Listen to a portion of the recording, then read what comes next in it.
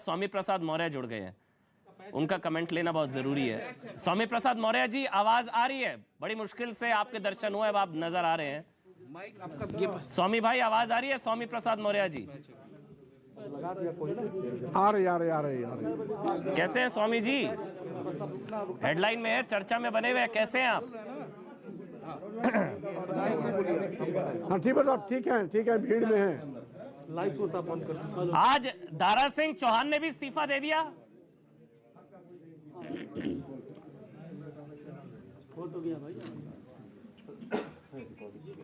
ये तो होना ही था।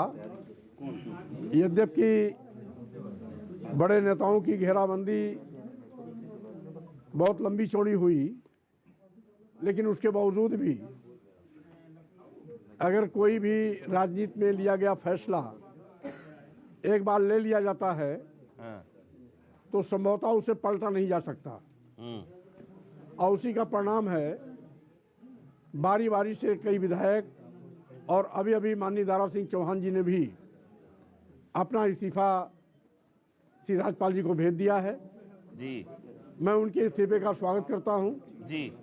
और साथ ही साथ जिस तरीके से अनुसूचित जाति, जनजाति और पिछड़े वर्गों के आरक्षण के साथ खिलवाड़ हुआ, अब बदला लेने का वक्त आ गया है।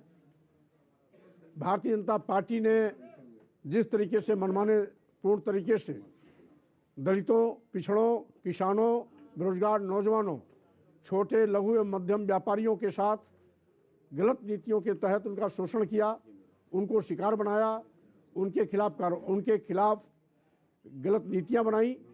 आज अब मौका आ गया है, जब नए जनादेश का वक्त आया है तो इस सरकार को सबक सिखाने का भी मौका आया है।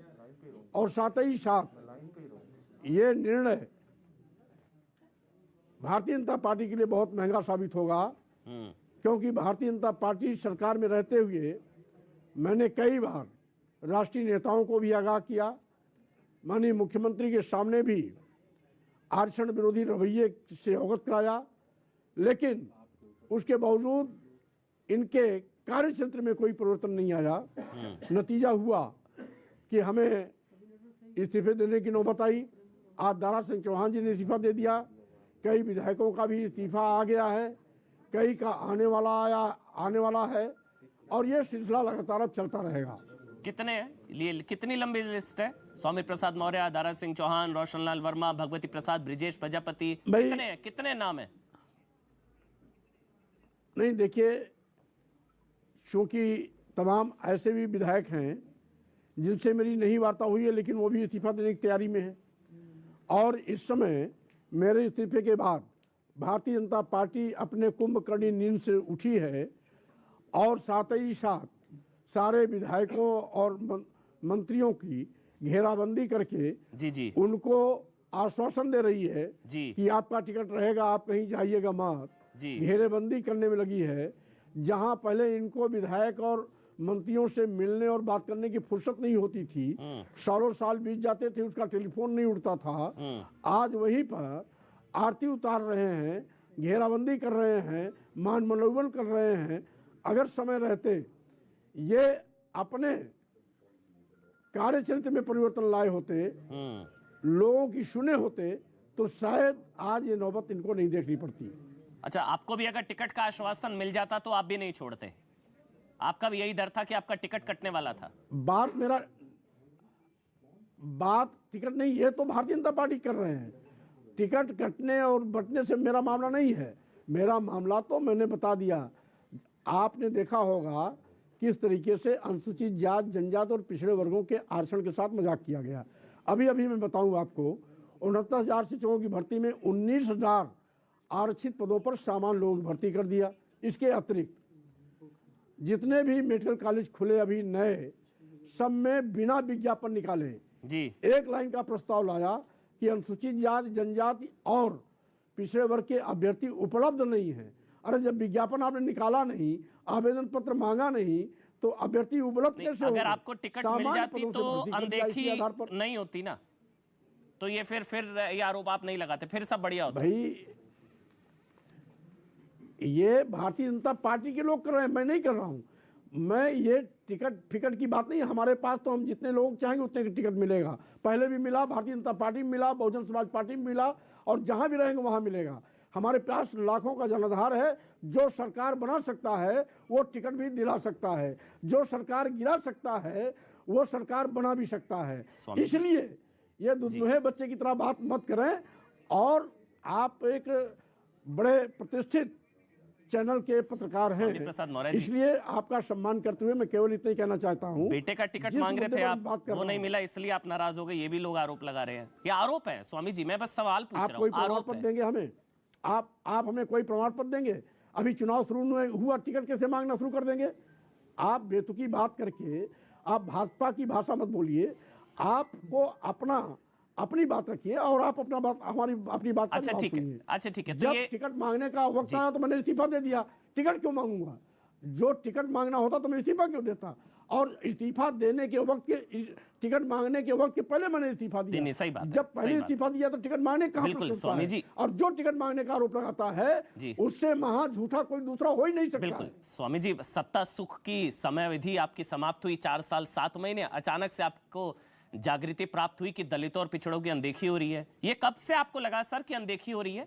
स्वामी जी, कब से लगा आपको कि अनदेखी हो रही है सरकार में? मानवर जी, राजनीतिक फैसले एक दिन में नहीं होते जी। हर 5 साल में जनाधार नया मिलता है।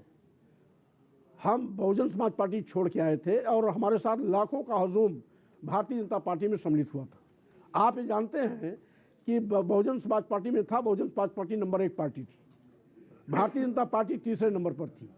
14 साल वनवास झेल चुकी थी। मेरे आने के बाद 14 साल का वनवास कटा, पूर्ण बहुमत की सरकार आई, और जिन लोगों ने सरकार बनाया उन्हीं के आरक्षण को अजगर की तरह निकलना शुरू कर दिया। समय समय में विरोध किया तो अनसुनी कर दी गई, और जब आप उसका जवाब मिल रहा है तो इनको चुटकी लग रही है, पीड़ा हो रही है। और साथ ही साथ मैं ये भी कहना चाहता हूं, जो दलित और पिछड़ा इस सरकार बनाना जानता है वो सरकार बिगाड़ना भी जानता है। इनकी उपेक्षा कब से हो रही थी स्वामी जी? में है स्वामी जी, उपेक्षा कब से हो रही थी? जब आप सरकार में थे तब, या चुनाव की तारीखों के ऐलान के बाद उपेक्षा शुरू हुई? आप पहले सुन लीजिए। जी। अगर मैं मंत्री होता तो अभी भी आपके चैनल पर जवाब नहीं देता, मैं कैबिनेट में जवाब देता। आप जब तक मैं मंत्री था कैबिनेट में रखता रहा, राष्ट्रीय नेताओं के सामने रखता रहा। उस समय उचित प्लेटफॉर्म आप नहीं थे, उचित प्लेटफॉर्म कैबिनेट था और हमारा राष्ट्रीय नेतृत्व था। अब मैं मंत्री नहीं हूं, इसलिए उचित प्लेटफॉर्म अब आप हैं और प्रदेश की जनता है। हम आपके चैनल के माध्यम से प्रदेश की जनता को कहना चाहते हैं कि आज जब नया जनादेश लेने की बारी आई तो स्वाभाविक रूप से उचित अवसर पर ही राजनीतिक फैसले लिए जाते हैं, और आज मैं अपना राजनीतिक फैसला सुना चुका हूं और अंतिम फैसला 14 जनवरी को। बस एक आखिरी सवाल है, एक आखिरी सवाल स्वामी जी, बस एक आखिरी सवाल। दलितों पिछड़ों की उपेक्षा कब से हो रही थी? बस ये बता दीजिए ना, कब से हो रही थी? 1 साल, 1.5 साल, 6 महीने, 4 महीने, कब से हो रही थी? क्योंकि फैसला अब लिया आपने। अब आपको देखना चाहिए, सरकारी संस्थानों को एक एक करके निजी क्षेत्रों में दिया जा रहा है। अच्छा, आप ये नहीं जानते थे आरक्षण मारा जा रहा है? जिन सरकारी संस्थानों में आरक्षण के माध्यम से अनुसूचित जाति और पिछड़े वर्गों को नौकरी मिलती है, वो सरकारी संस्थान ही बेच दिए जा रहे हैं। कहाँ नौकरी करेंगे?